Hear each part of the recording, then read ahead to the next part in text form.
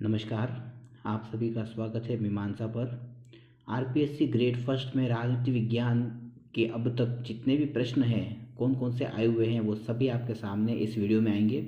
तो चलिए शुरू करते हैं। पहला प्रश्न, सर्वोच्च न्यायालय ने निम्न में से किस निर्णय में कहा है कि प्रस्तावना संविधान का भाग नहीं है? तो ध्यान रखिएगा, वो कहा था बेरोबारी मामले में।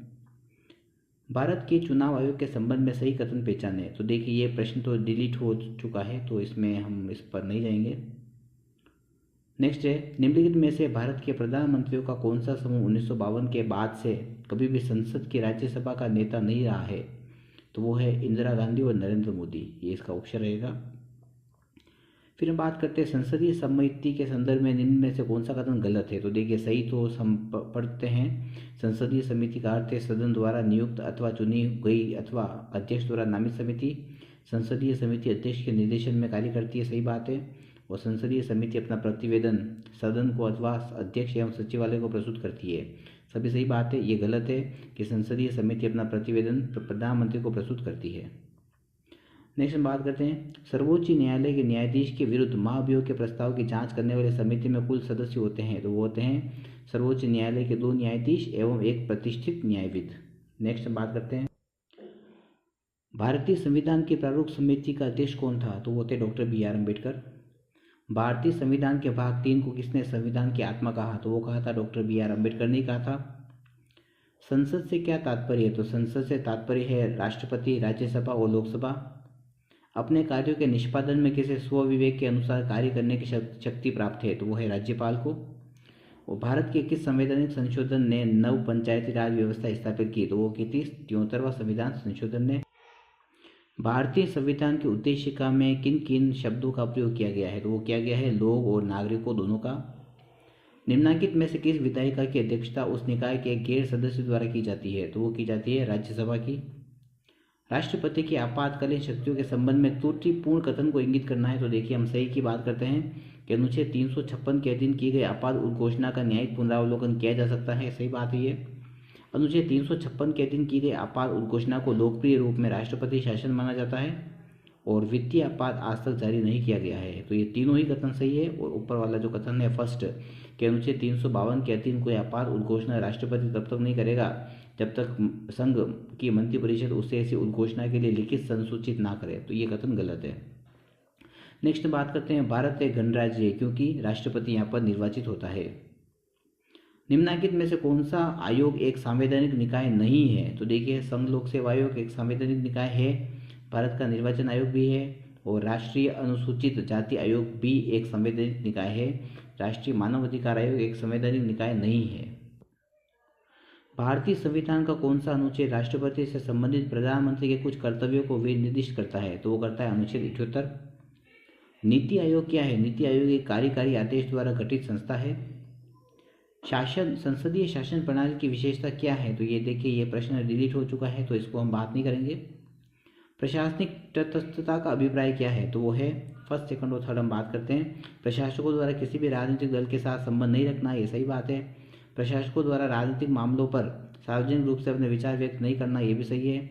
और प्रशासकों द्वारा सभी सामाजिक आर्थिक मामलों पर वस्तुनिष्ठ निर्णय लेना, ये भी सही बात है।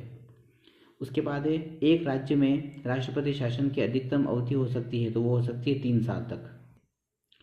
भारत के राष्ट्रपति का पद शासकीय प्रणालियों के किस संयोग को चरितार्थ नहीं करता है? तो वो करता है अध्यक्षात्मक एवं गणतंत्रीय को नहीं करता है। राज्यसभा का पूर्ववर्ती सदन था? तो वो था काउंसिल ऑफ स्टेट। भारत का सर्वोच्च दर्जे का सिविल सेवक कौन है? तो वो है मंत्रिमंडल सचिव।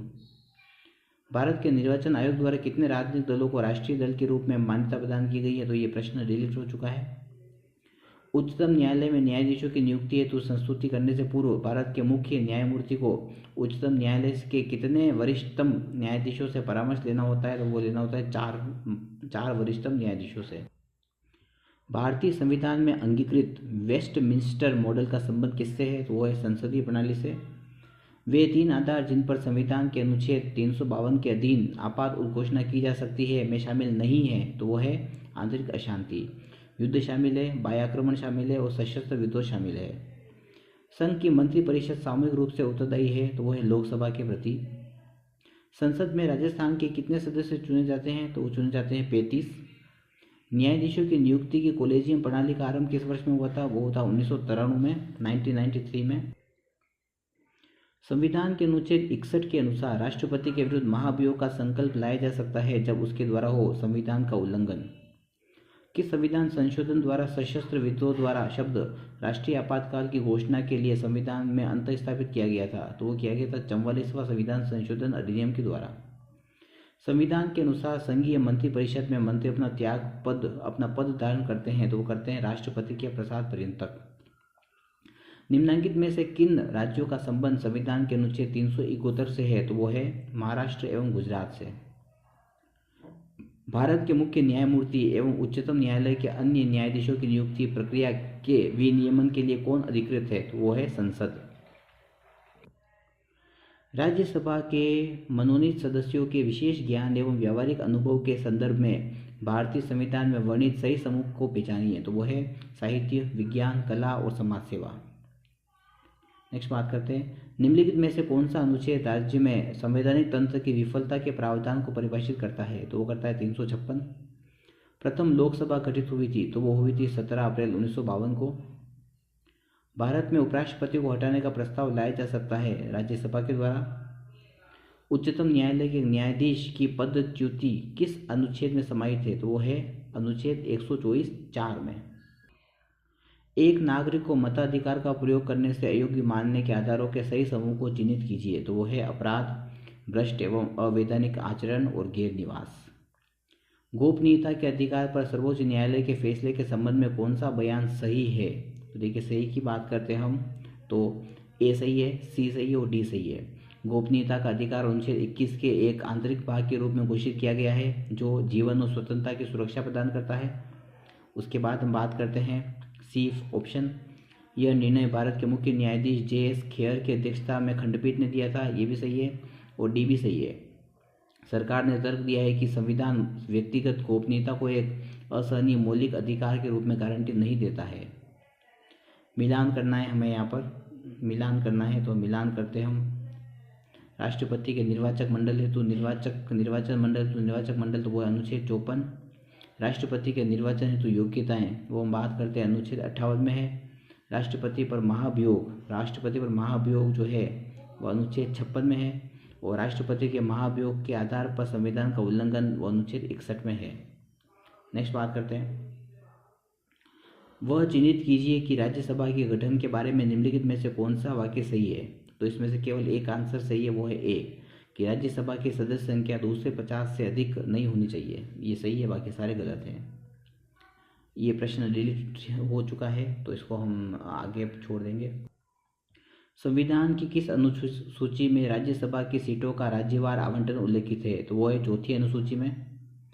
सूची मिलान करना है, यहाँ पे देखिए सूची 1 का सूची 2 से मिलान करना है। तो हम बात करते हैं कर्नाटक में 28 लोकसभा क्षेत्र हैं, आंध्र प्रदेश में 25 लोकसभा क्षेत्र हैं, गुजरात में 26 लोकसभा क्षेत्र हैं और ओडिशा में 21 लोकसभा क्षेत्र हैं। निम्नलिखित में के अनुसार भारत सरकार का मुख्य खाता सलाहकार कौन है? तो वह है लेखा महानियंत्रक। भारत के राष्ट्रपति की निषेधाधिकार शक्ति के बारे में निम्नलिखित में से कौन सा कथन गलत है? तो देखिए यहाँ पर यह कथन गलत है, यदि राज्य व्यवस्थापिका विधेयक को वापस राष्ट्रपति के पास भेजती है तो उसके पास विधेयक को अनुमोदित करने के अलावा कोई विकल्प नहीं रह जाता। ये प्रश्न गलत है, ऑप्शन गलत है ये। उसके बाद देखिए हमें इसमें सही उत्तर का चयन करना है, तो हम इसमें ए और सही है, ए सही है। लोकसभा की अधिकतम संख्या 552 हो सकती है और सी सही है। लोकसभा की